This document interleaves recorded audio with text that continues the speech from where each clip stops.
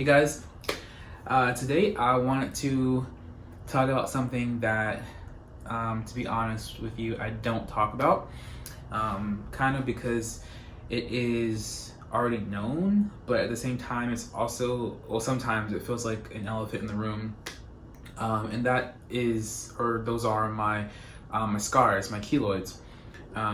So that's what these are on the side of my face. It's scar tissue. I have less on here, this side, but essentially what keloids are raised scars. It's an excess of collagen scar tissue that continues to grow, and it raises above the skin. So let's say you get a cut, you ding your foot or something, your body, produces a scab, and then it makes a scar.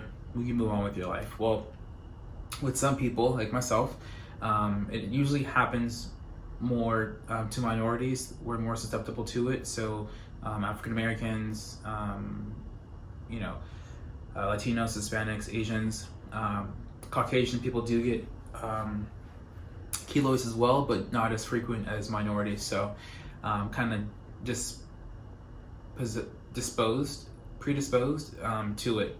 Anyways, so yeah, if I get a cut on my body, I'm fine. It's just like my head for some reason, and particularly my face. If I have any sort of serious trauma to it or whatever, it develops a scar. And years ago, when I was a teenager, I pierced my ear, and I had a keloid on this ear, which I had removed years ago. But then I used a magnetic earring on this ear, and trying to bypass that whole thing, right? And it didn't work. It still gave me a keloid. Just, I guess the magnet put too much pressure on my ear and it started to scar. So that's what that is. It's kind of discreet though, since it's on the back of my ear. But yeah, I've had keloids probably for probably most of my life now. In different capacities.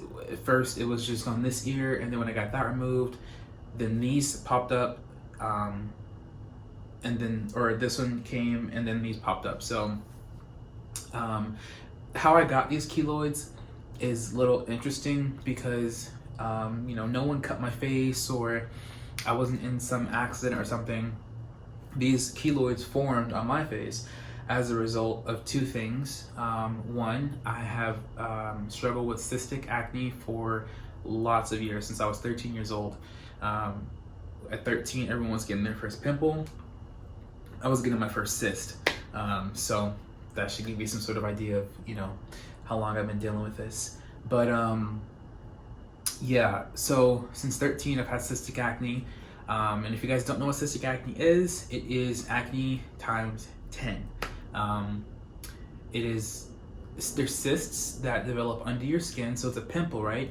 But then it gets infected and it becomes very, very tender and sore, and sometimes it doesn't come to the surface immediately, but you feel the pain.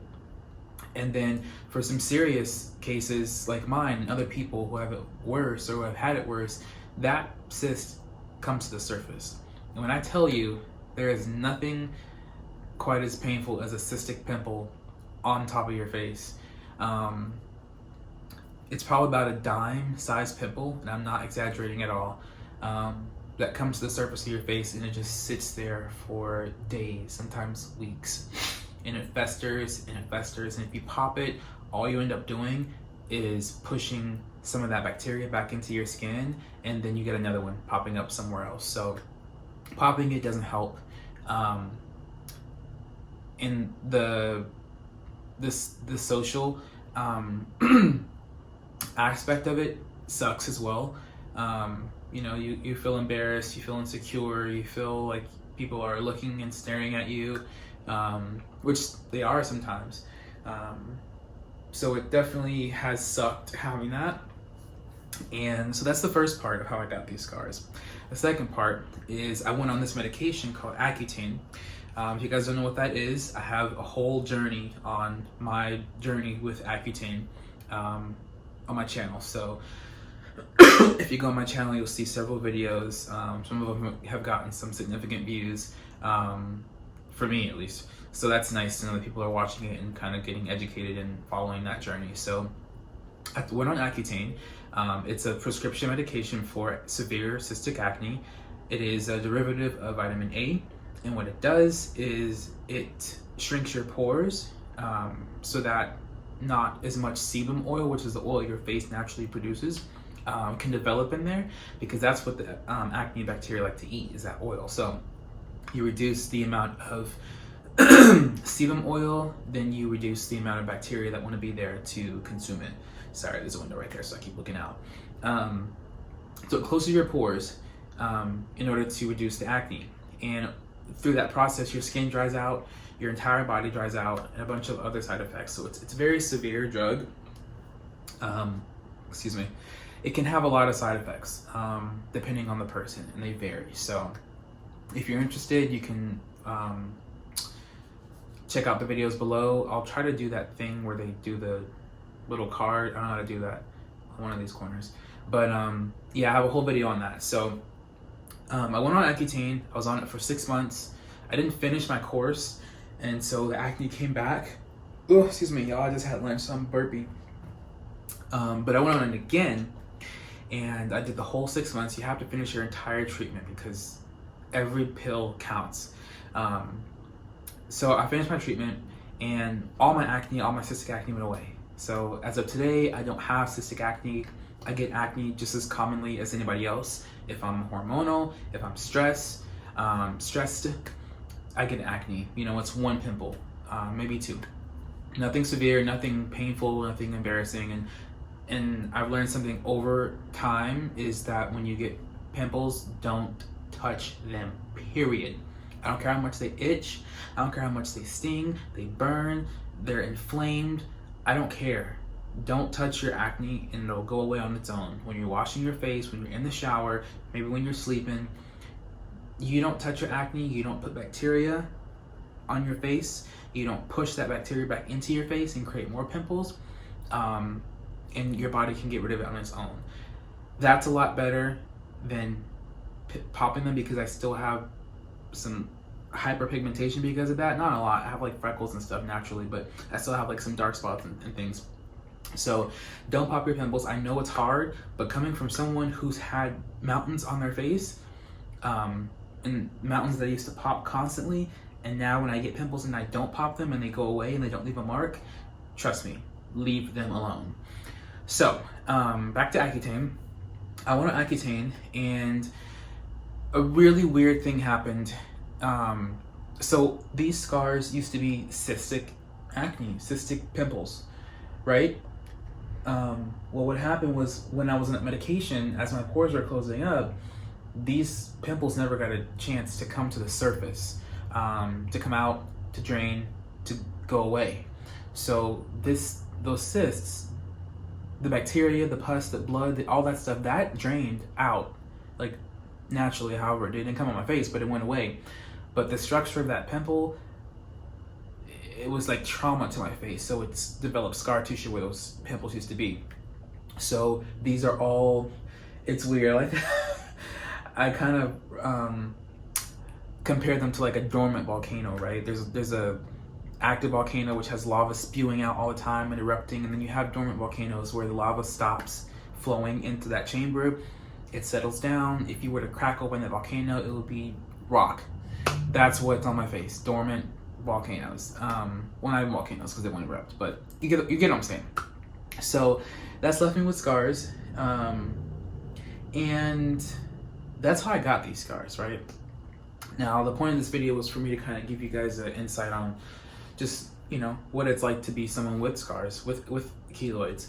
And I want to preface this by saying there are people out there that have it tremendously worse than I, and I know that I have it worse than some people, and I have it, you know, less worse than some people. So it's all relative, but at the end of the day, it is still something that anyone who has it deals with and struggles with on some level. So to anyone out there who does have keloids or deals with them, I know what you're going through, and I feel for you. And it's not easy, I know that, and it's not something that is that's easy to love. To be quite honest with you, I don't love my scars. I don't like them. I'm not going to. I won't ever. I don't need to. I'm tired of these things, you know. Sometimes these things itch, so I'll just be scratching my face and just, you know, feeling these bumps on my face when the rest of my face is smooth. I don't like that, you know. I don't like. It's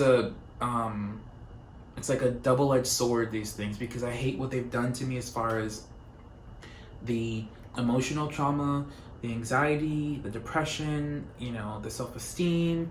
I hate that aspect of it, what they have done to me. But by having these and by dealing with these, I've chosen to overcome those things, because I have more important things to do in my life than to sit here and be worried about fucking scars, okay? I got shit to do. I don't have time to be weighed down with these scars. And having these scars has come with its trials, you know. I've been rejected, I've been turned down, like, by, like, guys that I'm into. I've been made fun of, you know. I still get stares and looked at. And, you know, that you may not think that they're super noticeable, or they may be super noticeable. And I know they're not as bad as some people, but they are very noticeable. And, you know, like I said, it's had an effect on my my self-esteem and my confidence and stuff like that. But I've chosen to rise above that, and it's taken a long time. And I'm still working on it, but I'm a lot more in love with myself, not in a narcissistic way than I've ever been before. And having to deal with these has helped me in that. So, like I said, it's a double-edged sword. But yeah, I hope to one day get these removed.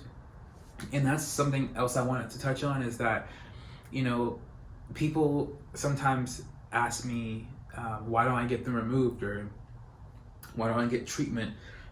And to those people, I just want to say, and I had to learn that myself as well, like, I've thought about it. Like, don't you think I would have taken those options or looked at those options, right? And so it's like, just a word of advice to people: when you see someone who looks differently than you, whether it's because of something they're born with, something that happened to them, and you think there may be a remedy out there, chances are 9 times out of 10 that they've exhausted their options. Because if you put yourself in their shoes and you had keloids, would you want to keep them? Like, wouldn't you have taken the step? So it's just like, when people suggest things, I'm just like, thanks, hadn't thought about that already. You know, and for the most part, I just politely, like, say, no, I've tried that or this or that. But in my head, sometimes it's just like, gee, I haven't thought about that. You know, I have tried massaging these. I tried the tools to massage and break up the scar tissue. I've tried the rubber band method, which I do not recommend. It's very painful, very painful. And I don't think it's too safe. That's just my opinion. I've had Keloid steroid injections in every one of these scars. So I'm not talking about one giant injection. Every bump, every raised bump, and everything you can't see, but if you touch my face, you could feel. I've had injections in one session over the course of weeks. And I just want to let you know, if you have never had your face injected with steroid shots into a bump, into a cyst, into a keloid, it hurts like hell. I almost cried getting those injections because it hurt like hell. And they started to go down a little bit, but I would have had to keep doing those injections for the next 3 or 4 years, and they weren't cheap. So it wasn't worth it for me, you know. And I've been researching some surgeons and stuff, because years ago when I was in college, I had a keloid on this ear, but what you see here, I used to have this on the back of this ear and the front of this ear, so it was a huge lobe. And Dr. Thomason, who's based in Irving, Texas, so if you live in Texas and you are curious, you can look him up. He did an amazing surgery. He removed them, and he did radiation therapy, which is like what cancer patients get, you know, in conjunction with chemotherapy. So it's high beam energy shot at a specific area to kill something or to get rid of something. And in my case, the radiation was to break down any quickly developing scar tissue right after the surgery. So I did radiation therapy 5 days immediately after my surgery, and that keloid never came back, thank God. So when I'm able to have the money and all that stuff, I'm gonna go to Houston. There's some really amazing surgeons in Houston doing really cool things with keloid removal. So I'll link that information below if you're interested. But yeah, I've grown a lot. I've learned a lot. I'm still growing. I'm still learning. And I didn't want to make this video because, like I said, I never talk about these scars because I think it's uncomfortable for me a little bit. As confident as and outgoing as I am sometimes and can be, I'm human, and I still have things that don't feel that great to talk about. But I wanted to do this for me. It was therapeutic, and I also hope that someone out there going through the same thing, I know what you're going through, I know what it's like, and you can choose to, let it eat at you like it did me, or you can choose to rise above it one step at a time, one day at a time, also like me. So hope this helps. If you guys have any questions, leave a comment below. I'll answer them, no problem. And yeah, until the next video, y'all take care, and I'll see y'all in the next one.